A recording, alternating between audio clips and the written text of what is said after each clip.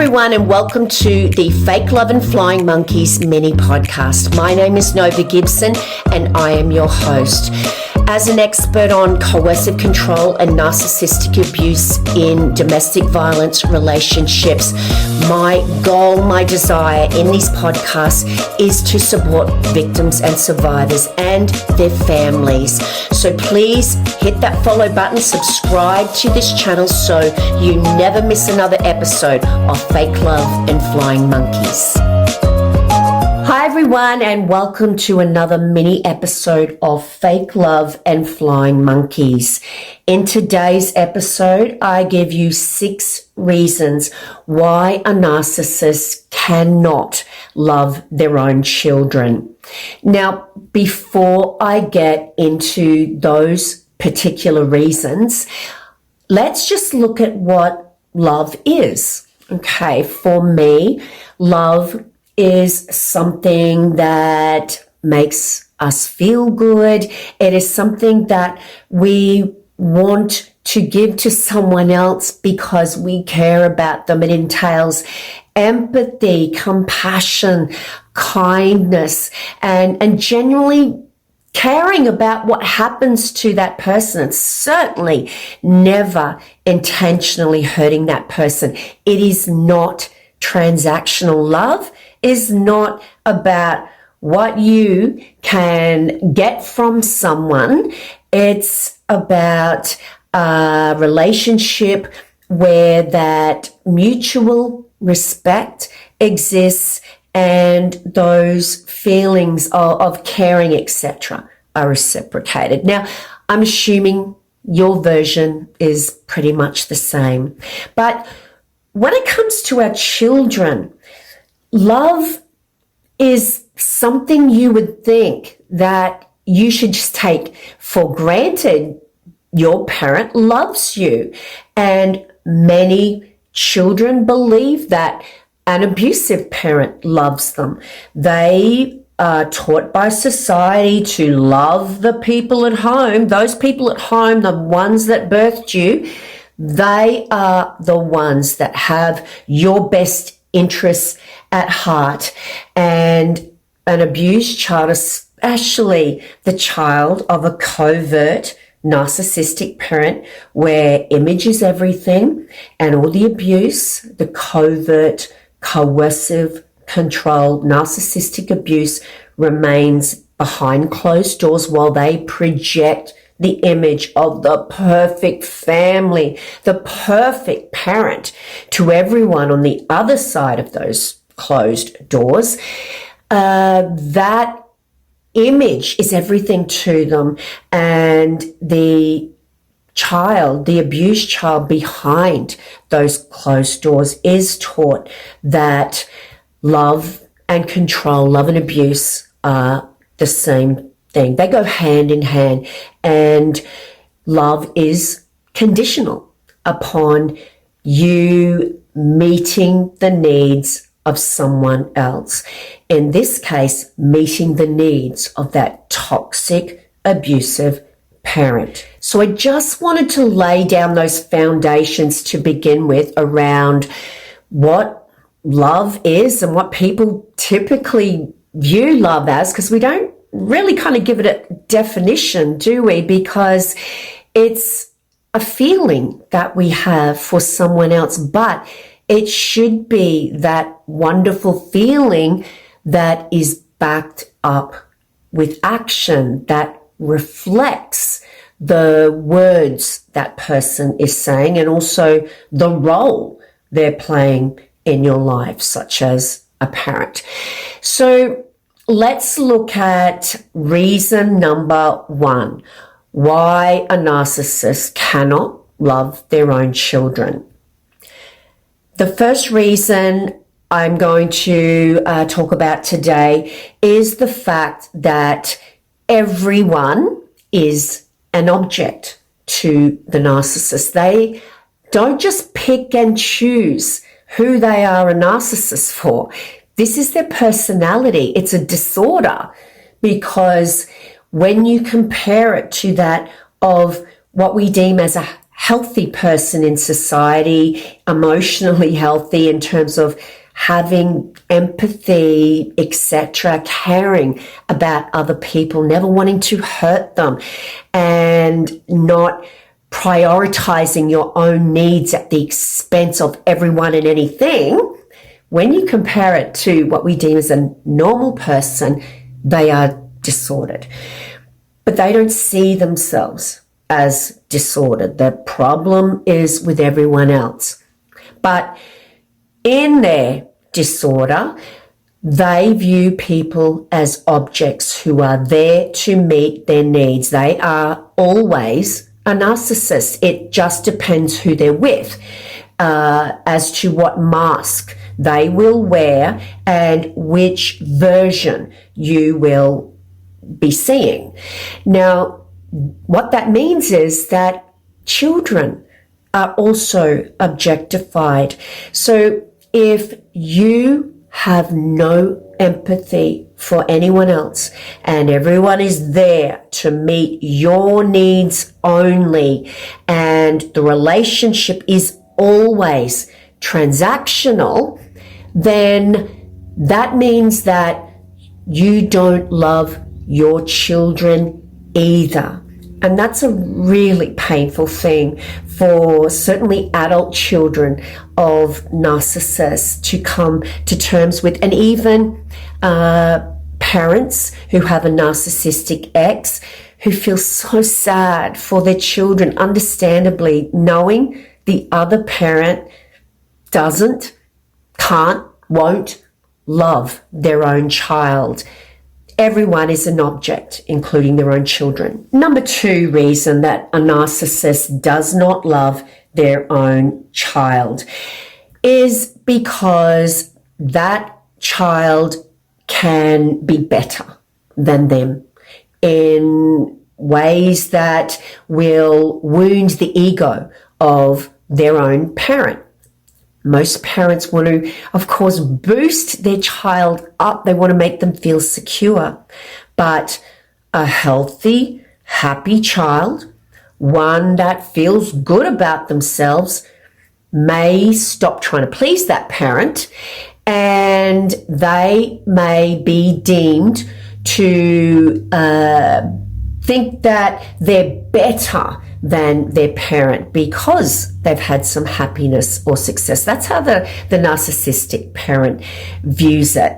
So they don't love their children because, of course, their children are going to have things like youth. They're going to have opportunities in the future, which the narcissist deems as a betrayal to them, because you cannot be better than them. You can only reflect your positive inherited traits. You can be an extension of them and appear to be happy and successful only if it makes them look good to the outside world.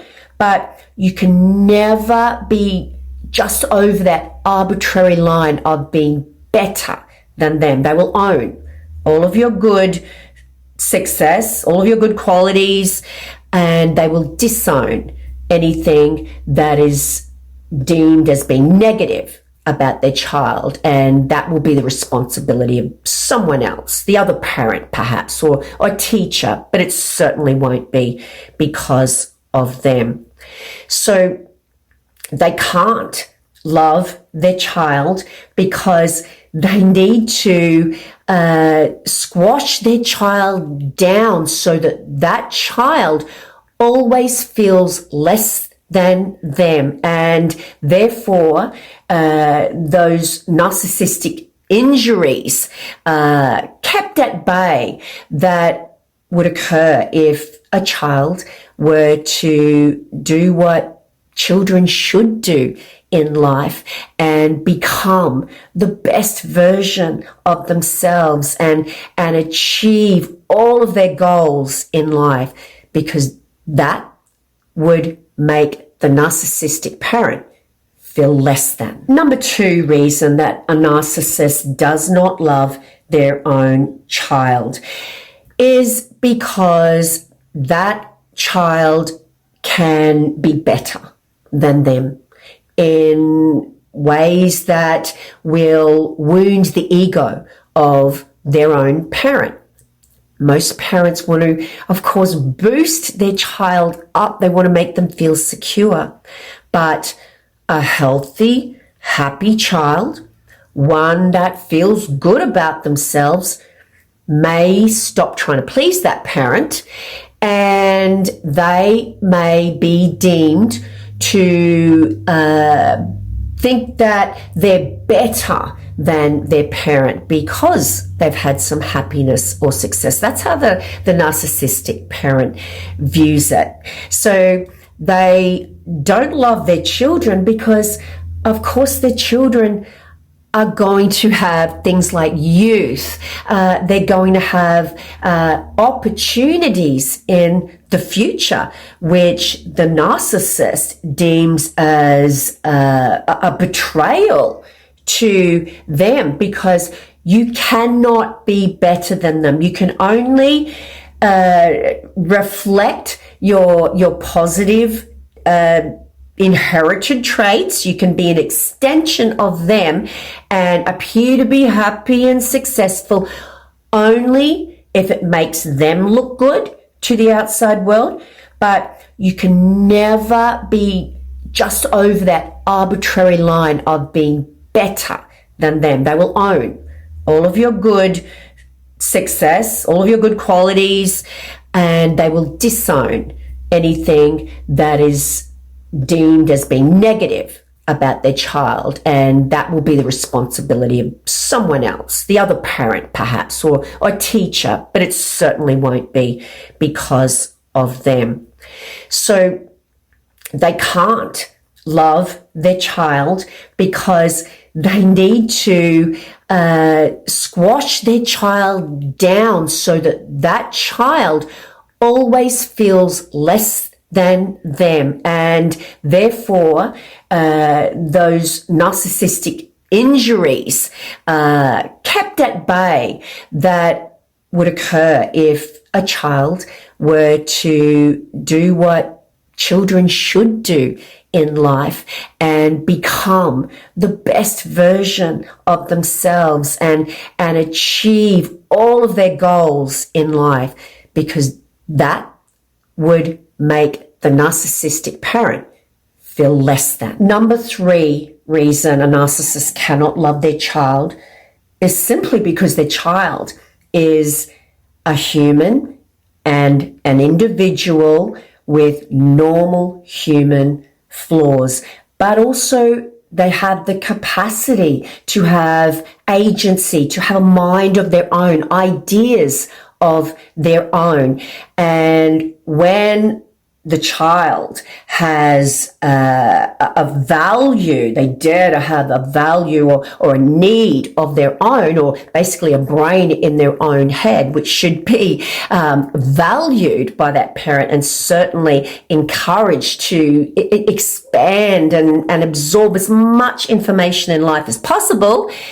If the child expresses an idea or doesn't comply with the narcissist's abusive, toxic rules in the house, then of course they are going to be deemed as less than that parent. So they've always got to be squashing any desire that child has, or any even a semblance of self-esteem that child has. So if you can't encourage your child to be an individual and to have ideas of your own, then you can't love them, because all you can see is that you're right all the time. And that means that you can't put yourself in their shoes, and essentially you don't care about their feelings, their ideas, because they differ from your own. Number 4 reason a narcissist can't love their children is basically because they are an abuser. Now, I often hear from my beautiful clients things like, but Nova, she treats me terribly, but I see them with their own children and they're so good with them. Their children appear to love them, and she is just so good with my children, but he abuses me and I just feel so awful with him, and it's like he just wants me to have absolutely no value or self-worth whatsoever. I hear that regularly, and what that means is that the narcissist is manipulating you. You don't abuse people on a consistent basis, remembering these toxic, insidious, abusive behaviors are consistent patterns of behavior over time. You can't abuse people regularly and then have the other half of you be this loving, kind, caring, compassionate person for someone else, not even their own children. It does not matter, because those two people are an abuser who has so little value that they intentionally, consistently abuse other people. That person does not exist in the same body as a loving, caring parent. What you're seeing is manipulation, and a narcissist who is getting their narcissistic supply from having children adore them as children do when they're very little, and confusing you. That's extra supply for them because they're abusing you, but you deflect from that abuse because you're seeing them as this amazing parent. You're being manipulated. The children are being manipulated. They can't love their children because they are an abuser. Number 5 reason a narcissist can't love their children, because their children can expose them. Their children, being like every other human being the narcissist comes into contact with, at some stage is going to see the narcissist's true self. They therefore have the capacity to expose them. So sadly, sadistically, like every other person in the narcissist's life, the narcissist is always in protection mode of that mask they wear, that personality, that person they've spent their whole life pretending to be, which means that they will be planting little seeds everywhere to discredit their own children. This is really exemplified by the roles they give to their children. One child will be a golden child, the other child will be a scapegoat child. Now, amongst other reasons, this is done so that the narcissist can dispute anything the scapegoat child says when they're older about what a horrible, toxic childhood they had. The scapegoat child is the one who is likely to do that.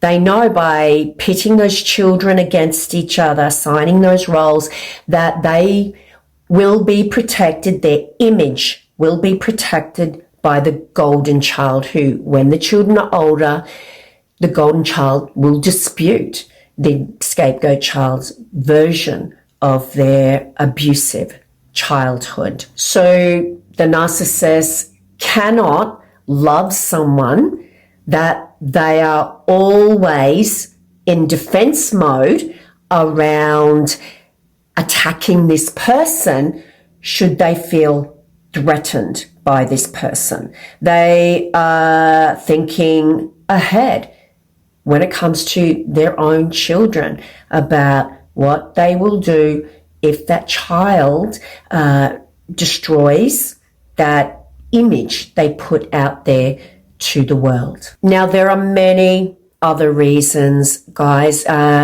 These are just 6 reasons that I've provided today. But let's go into, last but not least, for this episode anyway, number 6 reason why a narcissist cannot love their own children. And for me, number 6 is the fact that other people love their children.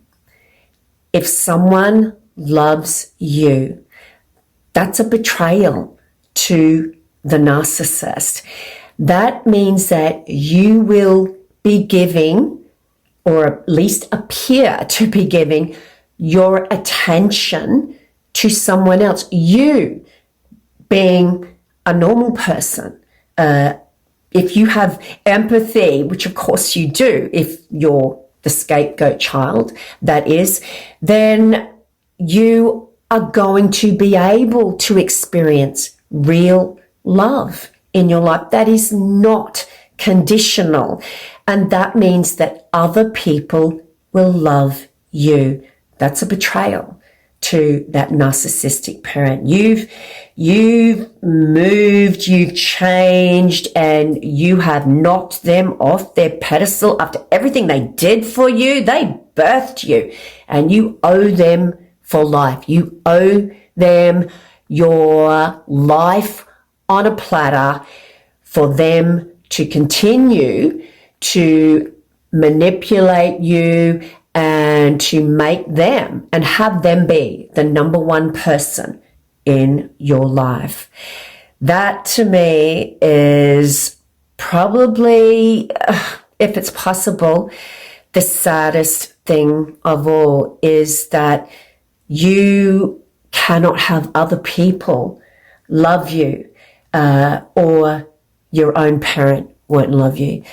But it's not that alone, guys. So please don't think that that is the only reason. That is just one thing that goes together with all of those other things that really revolve around the narcissistic parent, the narcissistic, abusive, toxic parent having absolutely no empathy for anyone, which means they cannot love their own children. And like anyone else, a flying monkey, an intimate partner, a so-called best friend, when that child displeases them by, it could be anything, having an idea of their own, they are discarded as easily as anyone else.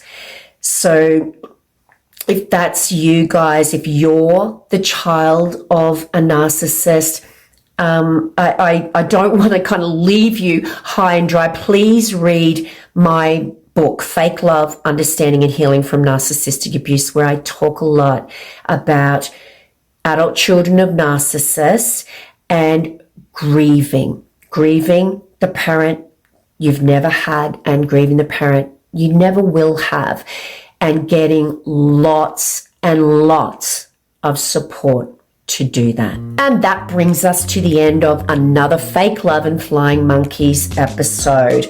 I hope that you found that episode insightful, guys.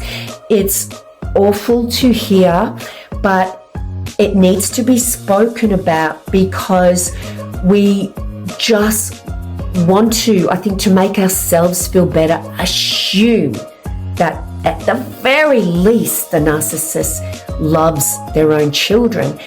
But when we do that, then we either line our own children up, coming from a loving place, for more of that treatment, or we line ourselves up. Either scenario, it means ongoing abuse, torture, and you need to recognize what is happening, what has always happened, as painful as it is. so that you can know your worth, know that you deserve more, and of course, heal. On that note, guys, if you would like to have a one-on-one counseling session with me, I counsel people worldwide in my counseling practice, and I'd love to be able to support you. Just see my website below. Flick me an email and I'll get back to you ASAP. Don't forget to get your copy of my best-selling book, available worldwide, Fake Love, Understanding and Healing from Narcissistic Abuse. And please, guys, if you'd like to know how to support this channel, please share. That's the best thing you can do. Share, share, share. We want to give it some legs, and tag your friends. Let people know that it's out there so we can help as many people as possible.